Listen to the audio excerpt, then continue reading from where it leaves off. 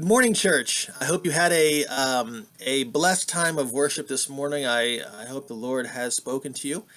And I wanted to use this video just as sort of a follow-up from today's message. Um, Whenever we talk about God's goodness or His care and His watch over us, there's usually some questions that arise that should probably be addressed. And I didn't have time. I didn't want to do it in that message, and so I thought I'd do it right here for anyone who is interested. And I want to preface this by saying this is not a in-depth theological treatise. This is very, very brief.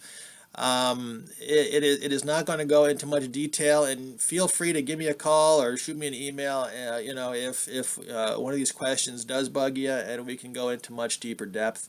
But there's four things that I want to talk about this morning, as related to my sermon. And okay, right? God watches over us. God cares for us. Well, what about people who starve to death? What about Christians who are killed? I mean, does God stop watching over them, or what's going on? How do we reconcile that? And to do that, I want to read a passage in the book of Luke. This comes from Luke 21, and Jesus says this. In verse 16. He says, "But you will be betrayed, even by parents and brothers and relatives and friends, and they will put some of you to death, and you'll be hated by all because of my name." These are the same people that Jesus says, "Don't be anxious because God is watching, over you." So what are we to do with that passage? I believe what Jesus is saying and how we reconcile this is that God will give us exactly what we need to accomplish His will. That's why we don't have to worry. We don't have to fret. We don't have to be anxious, because as we follow God, He will give us exactly what we need to accomplish His will. Sometimes that will aligns with ours, and things go smoothly. But sometimes His will does not align with ours. And sometimes it means even pain or even death, as Jesus says here. It does not mean that God has abandoned us. It does not mean that God has stopped watching over us. God is still giving us exactly what we need to glorify Him. And on the other side of this life, whatever happens to us in this life, on the other side of life, we will say everything that God has done is good, that it is it is beautiful, and His will over my life is complete. That's why we don't have to worry, because whatever situation we find ourselves in, God is watching over us, and we can always have confidence in God, knowing that He will move forth from our lives, expanding His kingdom. The second question is, does this mean that I can act however I want during the pandemic because I have faith? No, you cannot. That is silly, friends. You cannot live reckless lives during this pandemic. That is not living by faith. Living by faith only means doing what God has called you to do. Okay, that's it. It does not mean going off and doing whatever you want to do.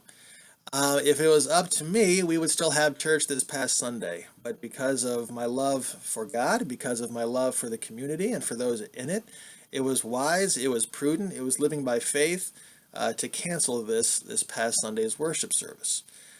Living by faith means that we follow whatever God is calling us to do. So sometimes God will call us to step out on faith when it seems silly. And sometimes God will tell us to hold back. But whatever we do, we are to follow God's lead.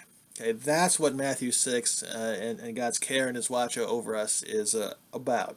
It's that we are to listen to Him, and whatever God tells us, we can move forward in faith, knowing that He will provide exactly what we need. Third, does that mean staying indoors for 2 weeks and shutting down schools and churches and getting a week's worth of groceries means that I don't have faith? No, that's not what it means at all. Um, Everything we do, we should live by faith. All right. So if God is calling you to stock up and to sort of, isolate yourself, then do that. But if he's not calling you to do that, then don't. Okay. The whole point is that we don't live by fear. Okay. Uh, we don't panic. We don't run around like a chicken with his head cut off. It's we listen to God and we follow whatever God is saying to us. Right. That's what it means to live by faith. And then finally, does God's care for me because I'm His child mean that I won't get the virus? No, it doesn't. You could very well get the virus, but it means that when we get the virus, or if we get the virus, or even if we succumb to the virus, it means that God is still watching over us. God has not abandoned us. He has not left us.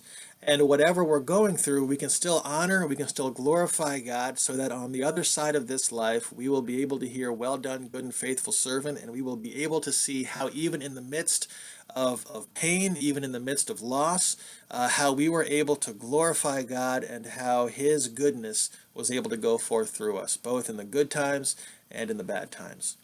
And so I hope that helps. If you have any questions, let me know. I'd love to process that with you more. But until next time, y'all take care and stay safe.